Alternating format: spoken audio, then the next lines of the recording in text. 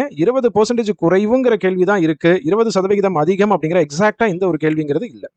நம்மளுடைய ஸ்கூல் புக்ல 60% அதிகம், 40% அதிகம் அப்படிங்கிற மாதிரியான கேள்வி இருக்கு. எக்ஸாக்ட்டா இந்த ஒரு கேள்வி அப்படிங்கிறது நம்மளுடைய ஸ்கூல் புக்லயுமே இல்ல. ஸோ ஆர்எஸ் அகர்வால் புக்கா இருக்கட்டும், ஃபாஸ்டாக் புக்கா இருக்கட்டும், எல்லா புக்லயுமே வந்துட்டு அந்த 20% குறைவுங்கிற டேட்டா தான் இருக்கு. அப்ப நம்ம என்ன பண்றோம் அப்படின்னா, இந்த சோர்ஸ எடுத்து காமிச்சு 20% குறைவுன்னு இருந்திருந்தா தான் அதனுடைய ஆன்சர் 6. இங்க 20% அதிகம்னு இருக்கிறனால இதனுடைய ஆன்சர் 6 1/4 இருக்கும் அப்படிங்கிற ஒரு சொல்யூஷன நம்ம ரிட்டனாவும் எழுதுவோம். அதாவது ரிட்டர்ன் ஆன சொல்யூஷன்ஸ் வந்து அங்க அக்செப்ட் பண்ணிக்க மாட்டாங்க. சரிங்களா?